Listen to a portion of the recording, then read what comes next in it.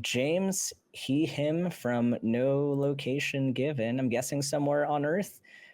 James, you are on Talk Heathen. It sounds like you want to talk about how to respond to miracle claims. What is your specific question on this? Yeah, can you hear me? Yes. Hello. So my question is about how to respond to miracle claims where someone claims that a miracle has happened. For example, a claim where a dead person was risen to life, and then the dead person showed who their killer was, and then that was like the miracle, and they became like dead again. And then when someone like has made that claim, then if I say I cannot like distinguish that from I cannot distinguish that from a clever trick of or for a clever magic trick, and then they start to say that, oh, you have to now perform the magic trick yourself to show that can happen, and it could have happened 2,000 years ago, for example. So do I have the burden of proof there to show the magic trick?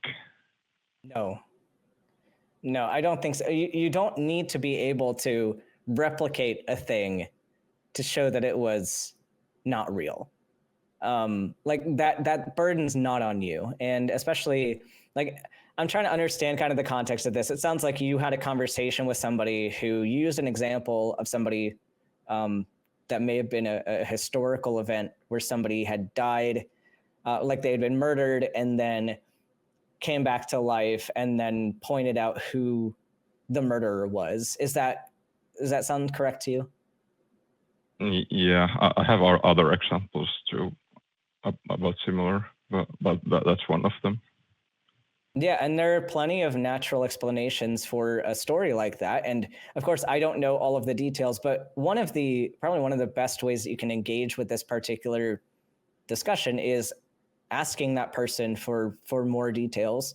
Oftentimes, when people tell a story or when people make connections, they skip around between things that are associated, which is a really good skill to have in a lot of creative storytelling and more artistic endeavors.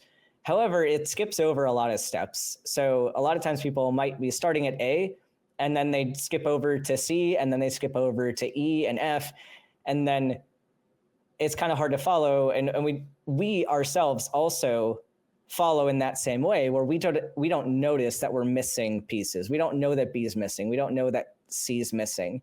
And so you can kind of slow them down in the story and say, okay, so here's the context you're giving me. Here's where we started. And then kind of what happened next, like what happened next in the sequence. And that's kind of one way to get some more information, just asking more questions to figure out exactly what were the contributing factors to this. Like I can see in this particular example, if somebody is attacked and is dead or nearly dead, as my first thought there is, did they actually die? Because that's important. And how, like, what was the method of death? How long did it take them to go unconscious? Because it doesn't take very long to get memories in your head. It doesn't take more than a split second to see the person in front of you. So if this was a case, and I'm just speculating as well, but if somebody were to be stabbed and have a slower dying process, to where they don't really completely die, but they're maybe in hemorrhagic shock or something, they can get resuscitated and then point out who the killer was or describe them, because they had enough time for that memory to take hold. And so you don't necessarily need to prove that that's what happened, but what you're doing is you're expanding the differential. So where one person had said, this is the reason this happened, or this is the outcome of this story, I am committed to this being the cause. how did they arrive that is the one cause or one possible cause? Like, you can expand out and say, this is something else that could possibly happen. How did we rule out this possibility? Or how did we rule out this other one? And in a case where you have a supernatural claim versus a natural claim, or multiple natural claims, or even just possibilities of a natural claim, then you're still left to say, I don't know. We're not going to have an answer to, was this a real event, or did this actually happen in the way that they're saying it did? We're not going to be able to make a claim, because that would give us the burden of proof. So we don't want to do that, but we can say, I don't know, but here are some more possibilities that we could investigate. And then comes the decision of how much do we want to investigate this claim? Do we have the necessary means to do so? And that could go into a whole field of history. Like, I'm sure somebody could look at that specific event you're talking about and do a PhD project on it. Like, there's so much depth there. But it's all of that being said, it is not your burden to replicate it or to even prove that one of these hypotheses was in fact correct. But you kind of have to frame it as, I don't know, but here's some options. Richard, kind of what are your thoughts?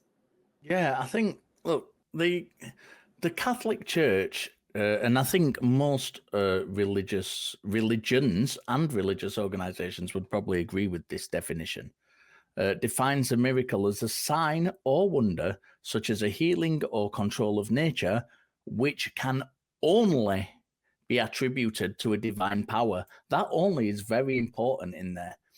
And I think that's very problematic. So if we take the Bible as a kind of case study of this, we can split miracle claims in the Bible into different categories. It's certainly what I do. The first category is those which are replicable by other means. And these include things like Jesus walking on water, changing water into wine, healing the sick, or talking donkeys. Any competent magician could replicate these things and make people believe that he had the power for those things to happen. So that one falls outside of the Catholic Church's definition anyway, which can only be attributed to a divine power. So we've already dismissed lots and lots of miracle claims from the Bible with just that. The second category is those which are exceptionally unlikely. So, for example, Abraham and Sarah conceiving Isaac in old age. Abraham was around 100, Sarah was around 90. Or Daniel not being killed in the lion's den.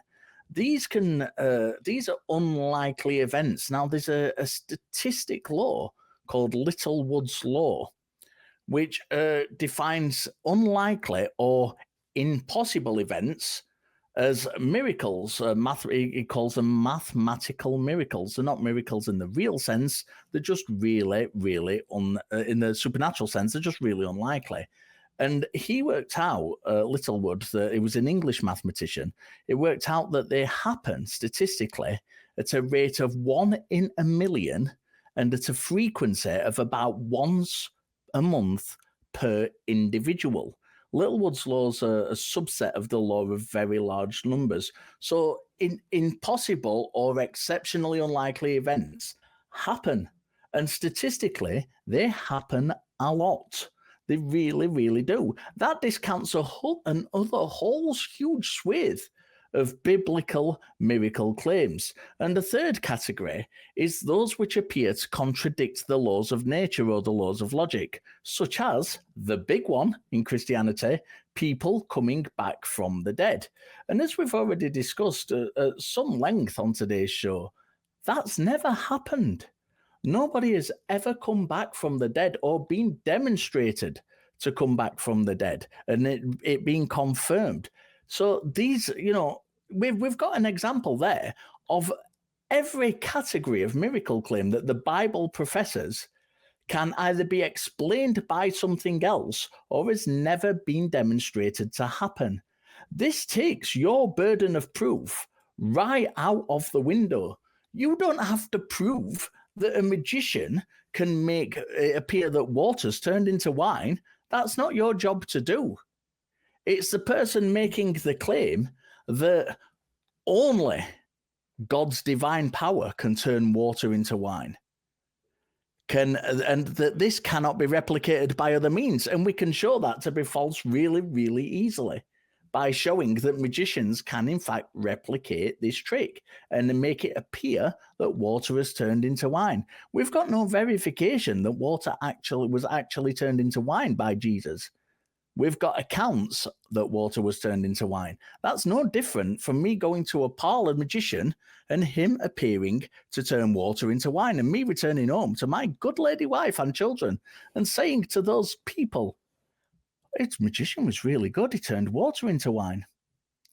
There's nothing to suggest that's not what happened in the Bible.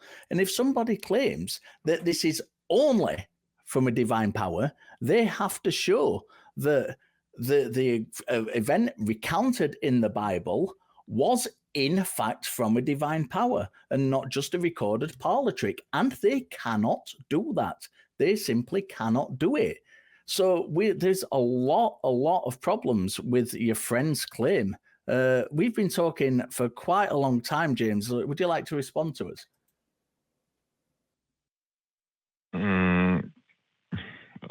I think you answered it very well, because my point was there that they made the claim that someone had risen from dead, and I had responded that I cannot really distinguish it from a magic trick, but I'm not a magician, but I have seen very convincing ones, and that was like my point. And then they said that I have to make the trick myself to show that that was the way it was done. Yeah. That's not only unfair of them to put that burden of proof on you, it's also a little bit dishonest, because unless they're coming from a position where they know somebody has returned from the dead, which they don't, they can't really do that. They've got to demonstrate that the person actually returned from death. And the only way you can verify that is by looking through the medical literature.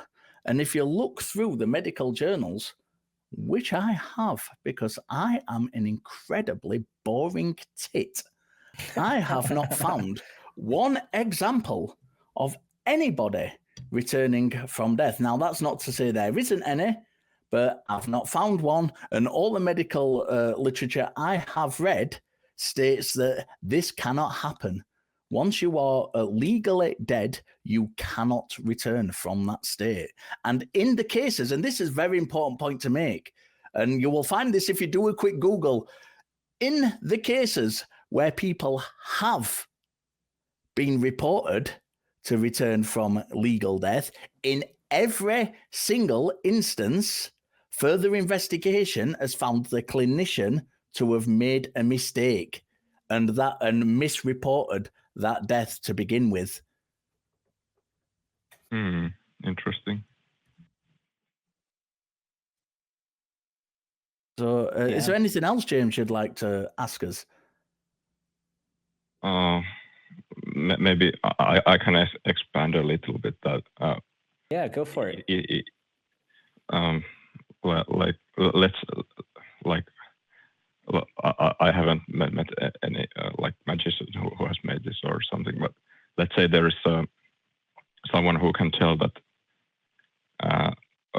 or who lived like 3,000 years ago, and they made the hypothetically, and they made like the claim that in these days, like let's say January 3rd, midnight, this king in this area will die from meteor drop, and then they made the claim again and again, and it seems to come true.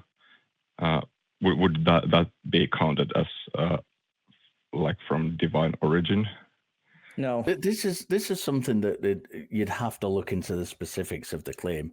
No biblical claim that I have come across meets a burden of being reasonably specific enough to count as a good prophecy of something coming true. No biblical prophecy says, on this date, at this time, this exact thing will happen to this exact person, and we have that recorded. Ideally, we'd like to have it recorded in some form that wasn't retrieved and could be verified to be ancient, but wasn't retrieved until after the event. Because you've also got the problem, and we see this in global politics, shall we say, without getting specific, where we can see people working to make biblical claim, biblical prophecy come true. People are actively working towards that end, and that discounts that from being a prophecy, because all that is somebody reading something and being inspired by it to do it. That doesn't make it a prophecy. A prophecy has to be clear and distinct and precise and be shown to have happened without any kind of influence from people trying to make it happen in order to fulfill the prophecy.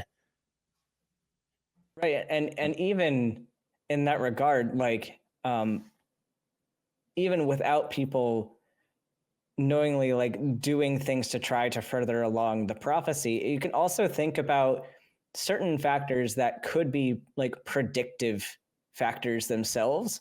Like, it's not hard for humans to establish like patterns and to recognize when things are heading in a certain direction, especially if they're repeats of events that have happened before or very similar. Like, if you look at historical figures or historical events, you can pretty clearly, like, for certain things, say leading up to a revolution or leading up to a war or leading up to a change in leadership, you can see certain things predisposing the society to those factors, like signs of like civil unrest, signs of like poverty levels, signs of like health crises, certain things that could all lead to certain events. And if you know that a particular figure has a certain level of power or authority in that particular area, then you could say, reasonably looking ahead, these factors could cause some unrest, and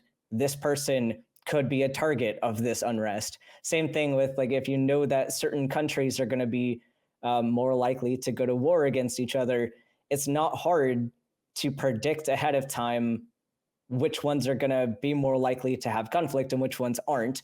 Like, yeah, you can have variations on how accurate you are about that, and specific people that would be leading at that time, etc. Like, but a lot of times, especially biblically, looking at more like situational things, they're very vague. Like, they'd say like this particular, they won't even say like a particular name of a leader, but like a certain leader is going to rise up, this country is going to flourish, and then at some point, however many years after that, it's going to fall. Like, I could look at a society, and probably if I looked through the record, if I looked through the events that had happened, we could even probably find patterns that led up to that event. And so we have to be careful as well to think of, like, are we seeing a pattern that formed, and now we're someone's making a prediction based on that, or are they making a specific like supernatural prediction?